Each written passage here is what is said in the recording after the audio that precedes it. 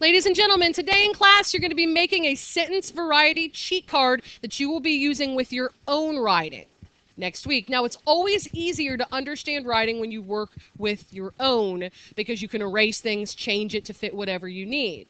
The purpose of today is to lay down the rest of the basic rules of the English language for writing sentences. So next week, when we find that you really struggle with writing a full sentence, or like some of my juniors, Kelsey McCormick, writing 6 sentences and putting them all together into one sentence. If you're in those boats, we need to begin to sort out what is a sentence and when do we stop, when do we change, when do we join. So the first thing I'm going to do is about your index card. And I'm going to zoom out. This is what should be written on the front of your index card and on the back.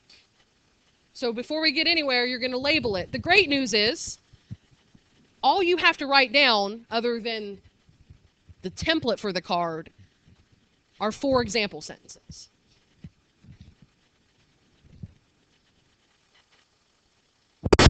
The content in this lecture can be fairly difficult. The one reassuring thing that I want everyone to know is that as we look at creating this cheat sheet, there are only 5 things you need to know today.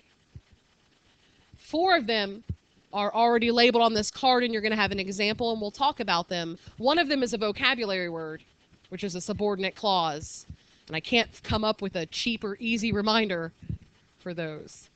There will be a song, so brace yourselves. I know. So let's start with where we already are and what we should have learned in elementary school, which is a sentence is a complete thought. It has to finish its idea. It can't leave out information or be missing words. It starts with a capital letter. It ends with a period. So when we look at a simple sentence, this is the example I want you to write down. So this is what goes in your box.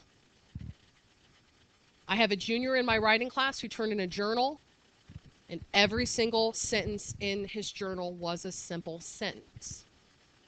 There's nothing wrong with that. At least it's grammatically correct. It can be pretty choppy, and it's not going to allow you to score points for sentence variety or sentence complexity, and you will never be able to write at a higher level if you're always writing simple sentences. So students are gonna, a simple sentence is a simple sentence. It has a subject, which is a noun, and then it has a verb, because it's am, is, are, was, were, and there's your are, which just means it's a full sentence. Good for you, little buddy. We label it 1 because it's one sentence.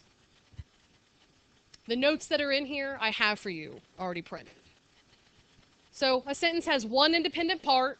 It can stand by itself. It has to have a focus, which is your subject, and a verb, which is often the action, or am, is, are, was, were.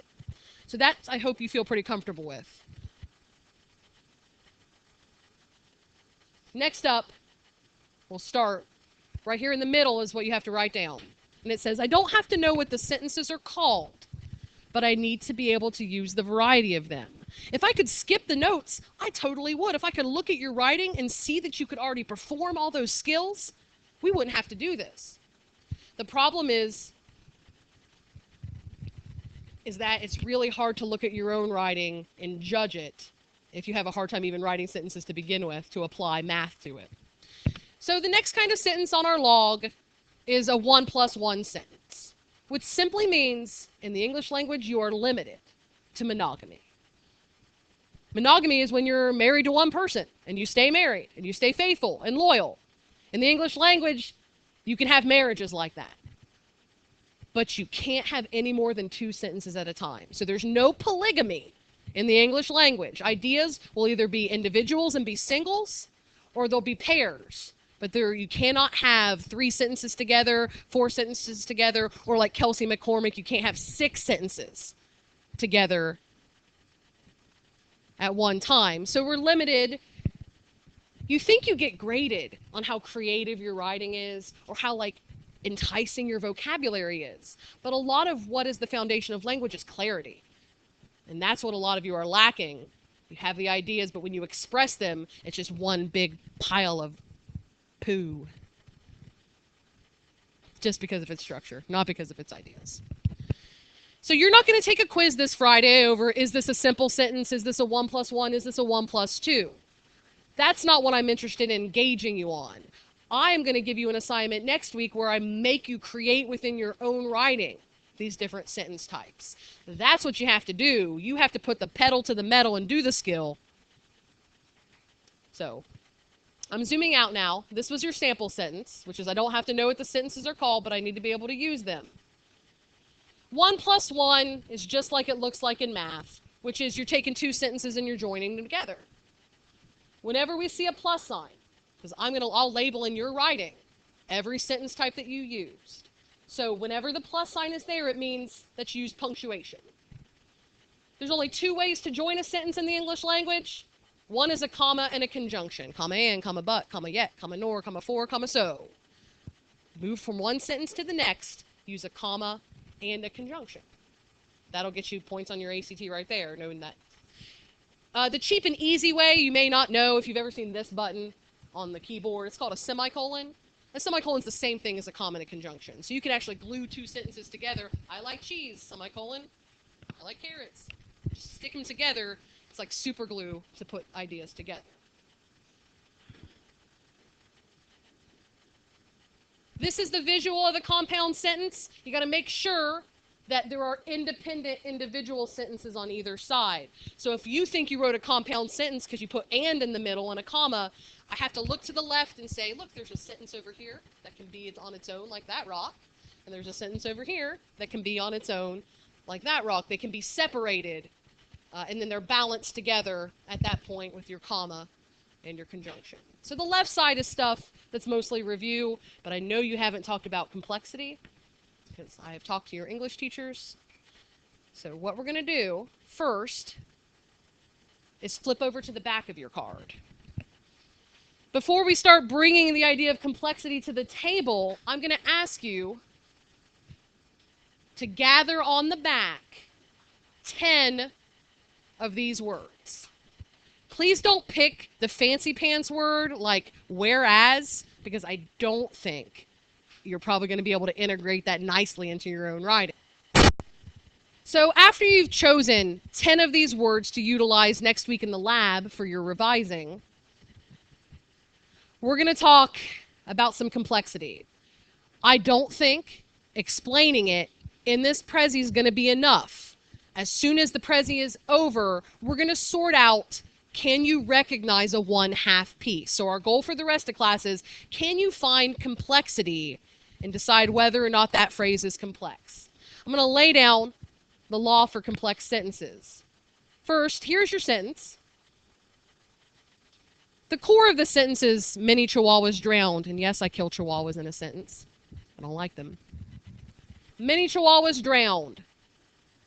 When we talk about those additional phrases, the ones that lead to an effect or cause an effect, you can definitely see the cause of all those poor chihuahuas dying. Because the region flooded, many chihuahuas drowned. So get your example sentence so I can zoom out.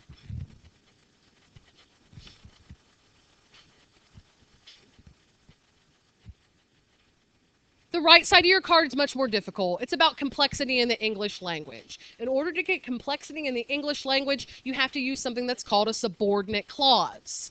That's a fancy vocabulary word. A lot of kids will just tune out because they're like, that sounds stupid. Subordinate clause, I'm never going to understand what that is.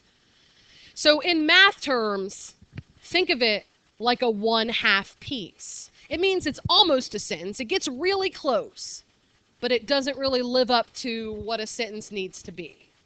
I often refer to subordinate clauses as mini sentences, baby sentences, little alien sentences living inside of another sentence, whatever I can, whatever's on my mind. But definitely, when we talk about complexity, you have one sentence and you join it together with a complex piece. We're going to look at those complex pieces immediately following. The most advanced sentence in the English language. When I had juniors, I did this for my SLO, and on the very first week of school, only 2 juniors wrote naturally in this type of sentence. It's not a natural thing for most people. It's something you have to revise and edit and improve within your own structure. In math, I'll zoom in here. In math, it's 1 plus 1 plus 1/2. Always look for the plus sign, which is the punctuation. Here's our sentence. After the cat ate the parakeet. That's the one that leads up to a cause or an effect. The owner was distraught, but she remained an animal lover. So we have two real short sentences. The owner was distraught. She remained an animal lover. And they're joined together with a comma and a conjunction. Comma but, comma and, comma for, comma nor, comma so, comma yet. All the additional phrases in a sentence could possibly be 1/2 pieces.